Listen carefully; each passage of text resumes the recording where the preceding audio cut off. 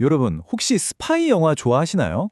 보통 스파이라고 하면 엄청 치밀하고 냉철하고 뭐랄까 좀 멋있잖아요. 그런데 만약 그 스파이가 완전 코미디언에 가깝다면 어떨까요? 오늘 우리가 제대로 한번 파헤쳐 볼 이야기는요. 바로 영화보다 더 영화 같지만 너무 어설퍼서 웃음부터 나오는 한 스파이의 실화입니다. 이게 진짜 그를 알던 사람들이 했던 말이래요.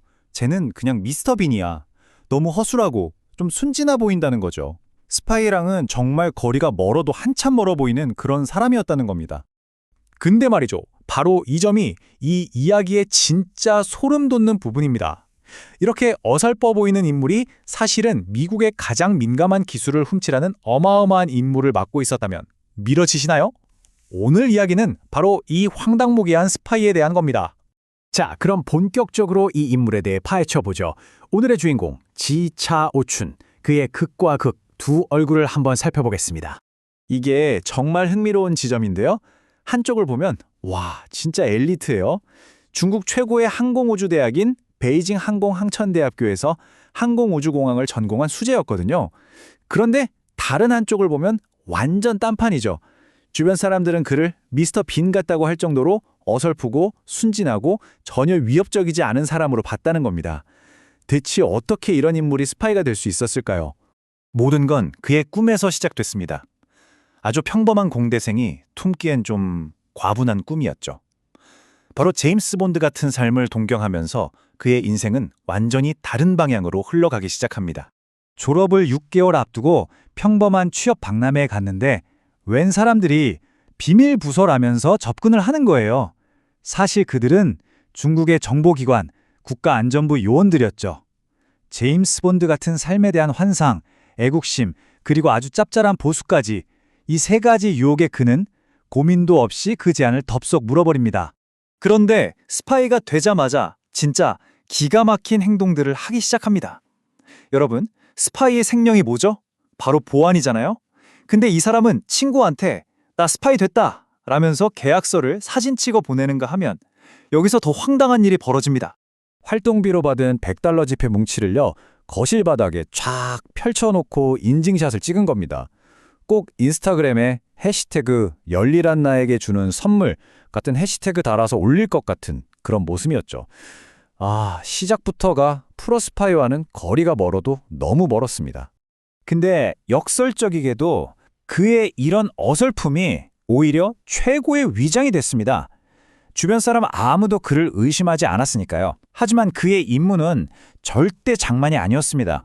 그에게 주어진 임무는 중국이 정말 간절히 원하던 기술, 바로 미국의 최첨단 항공기 엔진 기술을 빼내는 거였어요. 이걸 위해서 일단 미국 방산업체에서 일하는 중국계 과학자 9명의 신상부터 싹 조사하라는 지령을 받습니다. 나중에 그들을 협박하거나 매수하기 위한 일종의 사전 작업이었던 거죠. 계획은 또 엄청나게 장기적이고 치밀했어요. 바로 슬리퍼 셀 전략. 그러니까 오랫동안 신분을 숨기고 푹 잠복해 있다가 결정적인 순간에 활동하는 거죠.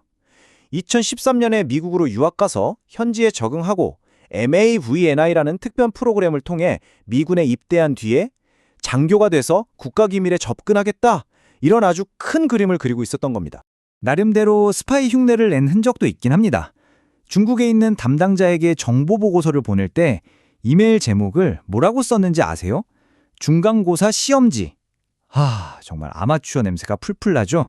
하지만 이렇게 어설프게 쌓아올린 공둔탑도 정말 예상치 못한 곳에서부터 무너지기 시작합니다.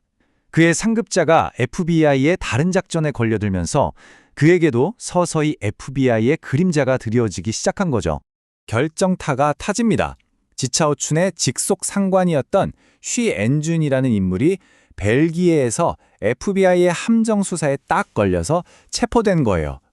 이 사건으로 지차오춘이라는 이름이 FBI의 레이더망에 포착된 겁니다. 도미노가 쓰러지기 시작한 거죠. 여기서 FBI가 진짜 머리를 잘 썼어요. 요원 한 명을 그의 새로운 중국 담당자인 척 위장해서 접근시킨 겁니다. 쉬엔준이 잡혔으니 이제부터 내가 당신의 새로운 상사요 하고 말이죠. 놀랍게도 지차오춘은 이 가짜 상사를 조금도 의심하지 않았습니다. 오히려 신나서 막 자랑을 늘어놓기 시작해요. 제가 그동안 일 진짜 잘했거든요. 저 곧 미군 장교 되는데 그럼 더 대단한 김을 빼낼 수 있어요. 하면서 자기 계획까지 술술 다 불어버린 거죠. 자, 이제 증거는 다 모였고 체포만 하면 끝나는 상황.